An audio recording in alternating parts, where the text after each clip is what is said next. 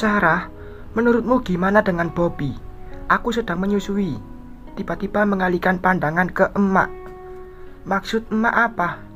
Masa nggak ngerti maksud emak?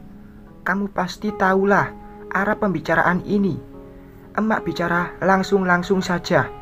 Bahkan ini agak terdengar sensitif untuk dibahas. Kok malah diam? Kamu tuh bukan anak kecil lagi, pakai malu segala. Emak menatapku. Waduh, emak tahu saja apa yang aku rasakan. Menghela nafas panjang, sejenak berpikir lagi dengan jawaban yang akan dilontarkan. Aku tak mau gegabah memutuskan karena sudah 2 kali gagal dalam rumah tangga. Ditambah sekarang sudah punya 2 orang anak. Kalau menikah lagi, belum tentu suamiku nanti menerima wanita janda yang sudah punya anak 2. Lagian anakku masih bayi dan butuh biaya besar. Kalau kamu nggak yakin, nggak masalah. Emak ngerti yang kamu pikirkan. Hanya saja, jangan jadikan gagal berumah tangga 2 kali itu ketakutan buat maju menjalani jika ada yang dirasa yakin untuk dijadikan pendamping. Aku belum merasakan apa-apa padanya, Mak. Lagian, tidak semudah itu menerima Pak Bobby, karena kami belum kenal lebih jauh. Baru beberapa bulan ini kenal. Aku takut kejadian dengan Mas Ismail terulang lagi. Mas Ismail aja yang sudah lama dikenal bisa membuatku tertipu. Apalagi...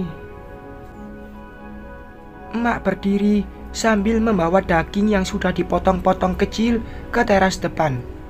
Terlihat emak menjemur daging-daging itu di atas bangku kayu yang terpapar sinar matahari.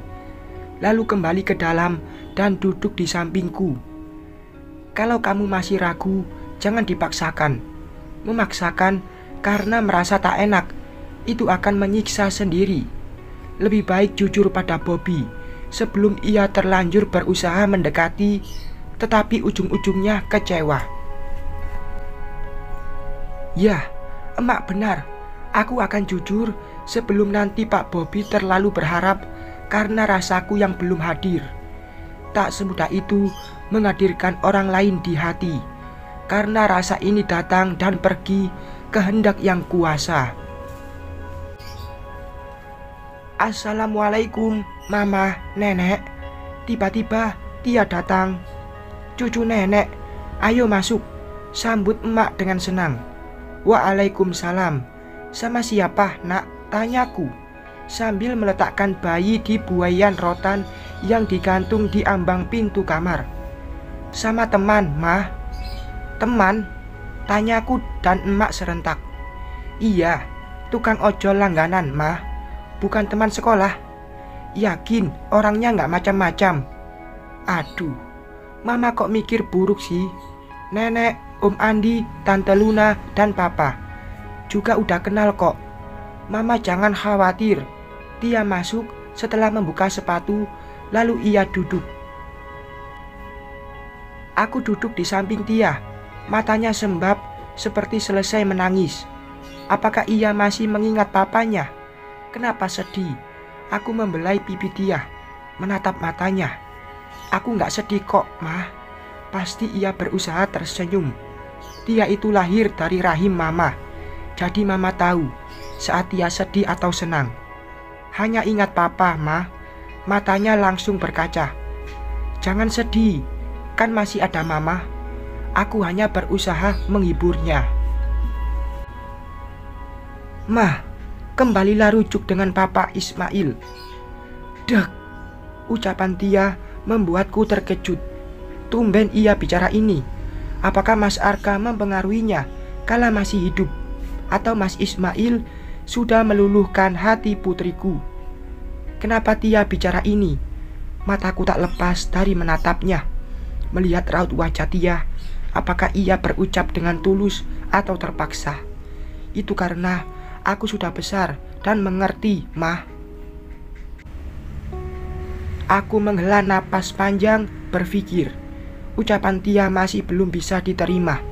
Karena alasannya, masih membingungkan. Aku kehilangan papa.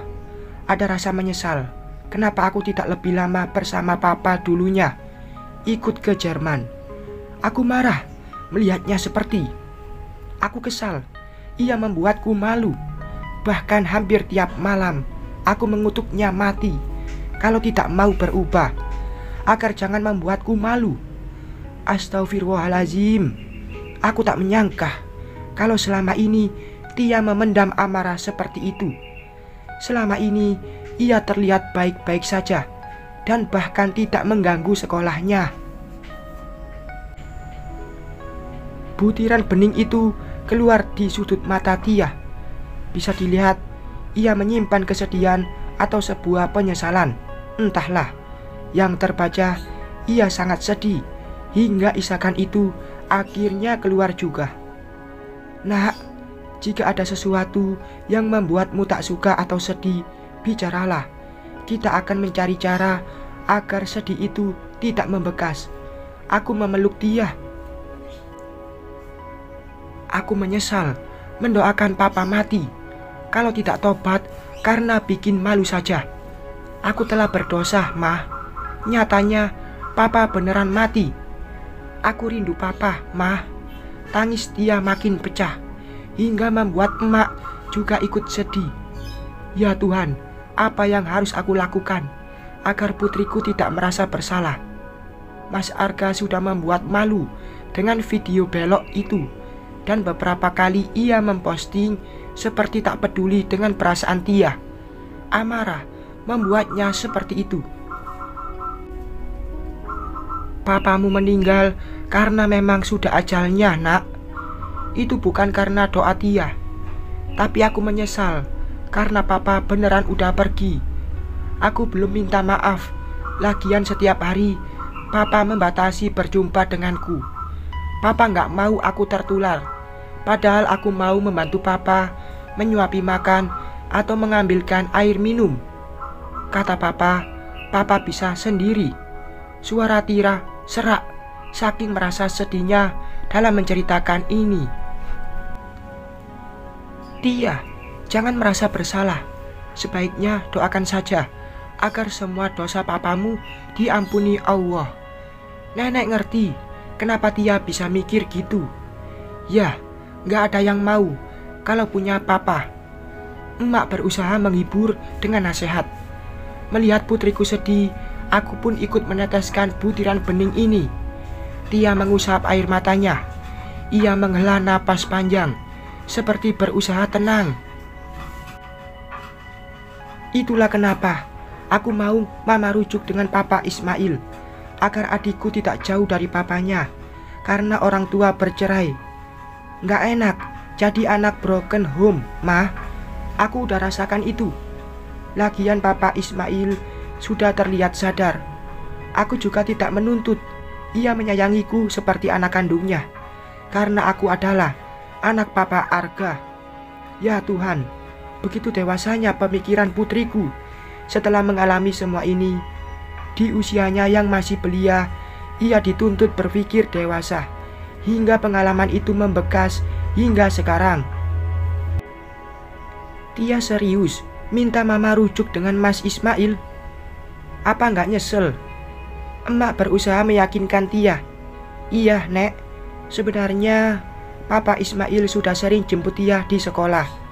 Kami sering jalan bersama, sekedar makan siang dan beli buku-buku. Papa Ismail minta jangan bilang mama, karena tak ingin melakukan ini lantaran ingin rujuk. Tetapi papa Ismail melakukan itu lantaran pesan papa agar bisa menjagaku, dan kami berteman hingga sekarang, Ma. Papa Ismail bukan orang jahat seperti ibunya. Hah, kenapa Tia tidak pernah cerita kalau sering berjumpa dengan Mas Ismail di belakangku? Secara tak langsung ia berhasil mendekati Tia dengan menjadi teman. Papa Ismail juga sering ke rumah nenek melihat papa Arga sudah didatangi dokter terbaik. Tapi Tia menyeka lagi air matanya yang berjatuhan. Aku tak menyangka kalau kedua mantan suamiku bisa jadi teman baik. Nggak ada anak yang mau orang tuanya berpisah, Ma. Selagi Papa Ismail mau berubah, kenapa tidak ada maaf? Bukankah Allah menganjurkan buat saling memaafkan? Kali ini aku hanya terdiam. Aku sudah tahu kalau Papa Ismail melakukan itu lantaran patuh pada ibunya. Aku juga tahu kalau yang merayu dan mendesak adalah dokter itu. Papa Ismail hanya nggak bisa membantah ibunya. Tapi Oma sudah berubah. Kemarin saat aku pulang sekolah, Papa Ismail membawa aku ke rumah sakit bertemu Oma. Dalam keadaan sesak nafas, terbaring, Oma menangis, meminta maaf. Bahkan ia merasa sangat bersalah sambil memegang tanganku. Apa? Kamu datang ke rumah sakit melihatnya? Tentu aku terkejut, karena ini juga di luar dugaan. Apakah masih ada lagi yang belum aku ketahui? Ya Tuhan, aku dan emak langsung beradu pandang. Ya, kami sama-sama tidak menyangka. Oma juga... Tiba-tiba ucapan Tia terputus. Oma, kenapa? Aku tak sengaja mendengar percakapan Papa Ismail dengan seorang bapak-bapak. Waktu itu aku lagi dari kamar mandi di rumah sakit melihat Oma.